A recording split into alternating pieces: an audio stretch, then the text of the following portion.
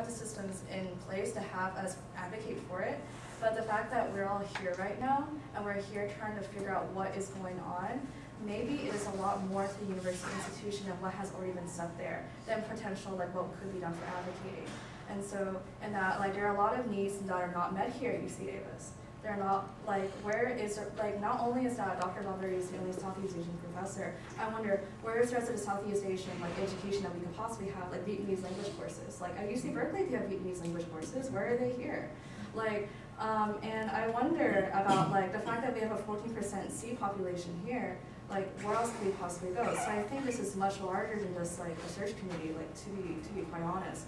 And well, so I'm not just saying a search committee, but what I'm saying is you have to get these issues in to the people who are going to make these decisions. And so who makes decisions about language courses? Okay, this is the Vice Chancellor of Undergraduate Affairs. So if that person, if you hire a person who clearly is more oriented and understanding of diversity issues, then half the battle's already won. And so I'm not saying that that's the only route, but clearly that's a route a pathway that needs to be used more in a proactive way. And that's just one. That's why I said it's just one suggestion. I'm not suggesting it's a panacea for these problems. I think what Dr. Zhang brings us is very important because student affairs, their division is entirely served, but their purpose is to serve students. And so if we mobilize the same way to get their support in changing real policies and letting us know what's going on, then that's also a really great thing. But also the other great thing is we also need support from our department as well. If we don't have the support of our department, we don't have the legitimacy. And I really cannot emphasize strong enough is that the information has been put out there about why her scholarship is so important, about why scholars are actually saying that her work is incredible. And I fail to understand any reason, unless somehow the university or just the department is seeing something that I do not, that says that I am above these scholars and that we know more than what's going on in our community and what these 1,100 and actually 75 signatures is giving out right now. And so I really cannot emphasize enough that we do not have the momentum unless we have the department behind us. And so please support us so that we can actually correct injustice. Because it is correct, Professor C said this. It is injustice for women of color to be denied and trapped out of the academy.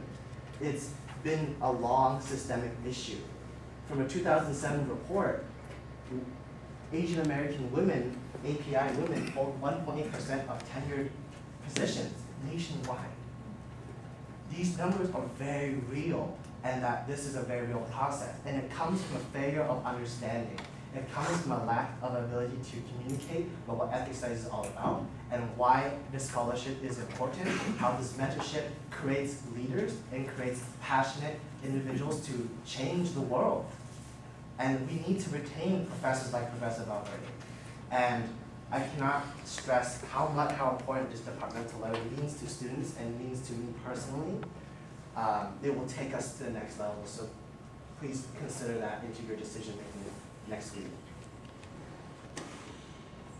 I would also like to say that as a woman of color who's interested in academia, like the ability to have students to mobilize and to advocate for a case like this, which has been going on systematically to many other women of color in academia, especially API women of color, especially a Southeast Asian woman of color. Like just looking at the UC statistics the other day of like number of like assistant professors that are other Asian, they're like 7, and we don't even know what gender they are.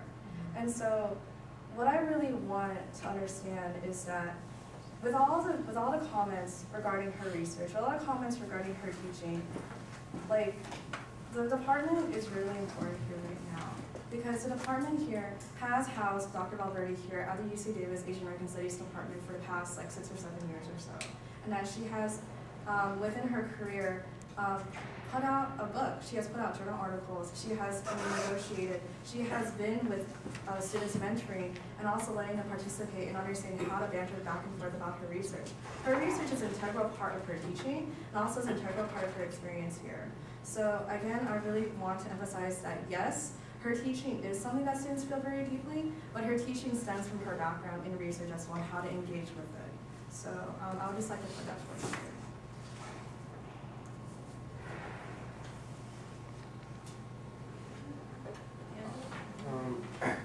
I just wanted to reiterate what Eddie said, and what most students did say is, I want to thank you all for being very receptive, and I want to thank you all for being engaged in space. I would not see any other professor from any other majors be in, so thank you for that.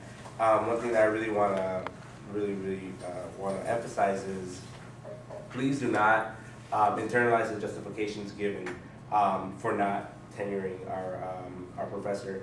One thing that we really must internalize is we shouldn't internalize the power structure given. Yes, these are policies that we need to be well aware of, but what we really need to be internalizing is the power structure we've created for ourselves, which is the community comes first and what is best for the student body.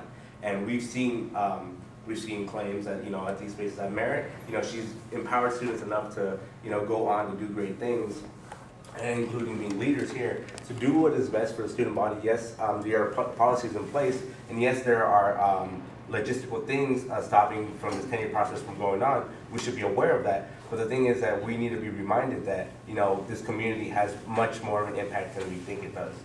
Students have a voice, the department has a strong voice, and that we can very much empower each other to very much work through these logistical policies. And we shouldn't justify, her not being tenured.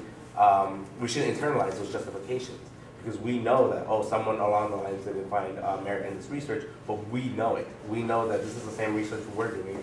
This is the same work that we're all doing. It's community work that has very strong merit. These logistical things stopping her from being tenured, we shouldn't internalize it into ourselves, because then we're just going to continue to not retain professors from the Ethnic Studies department. We're not going to be able to retain people who are empowering students, and that's what the work that we're all trying to do. So we really want me to be aware that our community has much more of an impact, much more of an impact than we can even really grasp. And we really need to make sure that there's one concise voice behind this community, because if there isn't, we're just going to internalize every justification given and attack on ethnic studies as they keep coming along, and eventually we are just going to become another history department.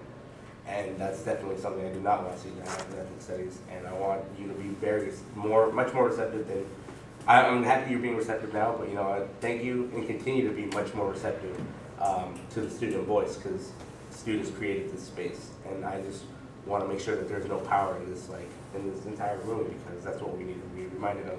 The power is within all of us, not just one of us. I had a procedural question from Mr. Cohn. Have you been in a discussion with the dean? I have. What's the response here? Because it seems like in all this discussion, there seems to be one glaring absence here. Right. And that's Dean Owens. Actually, Melody, a son, and who else was here? I think it was just the three of us, and there were 5 other students, and we actually have met with the dean about 3 to 4 weeks ago. Oh, Iris. Goodness. And was it another dean, discussion about policy? See, the thing is, when I met the dean and other high-ranking administrators, I felt it was an educational mission. I had to educate them on what ethnic studies is all about, and I had to educate them on what Professor Valverd's theories are on transnationalism, diaspora, and globalization.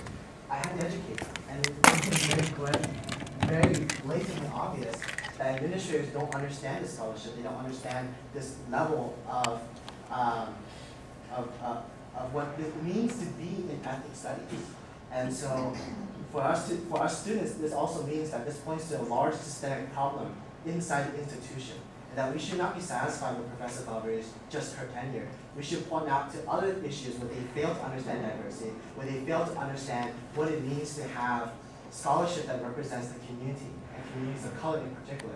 And so I think for us students from Mobile today, this is an important space that we should move forward and say, we're not just happy with just Professor Valverde's tenure, we demand more. We want more Southeast Asian language courses. We want more faculty that represent more of the API population. We want an Asian American Studies Center that does specifically research on this population. Every other ethnic studies department in UCLA has it, not us. Not us. And UCLA has an incredible center for this as well. I actually was at UCLA and actually was looking at their department. And this is incredible. We need to follow and lead this into new age. And it's clear that administrators, because of their lack of understanding, treating us like others, that we are outside of the system, that we're outside of the establishment. No, we are the establishment. We are a part of this, and we must demand our representation. So, students here, I will be in touch with everybody. please don't let this opportunity go. We need to mobilize for more issues than just, I'm not to dismiss your tenure, but this is a larger problem at stake here. There's more to this than meets the eye. And then our department can lead the charge and help us as well. Thank you. Thank you very much.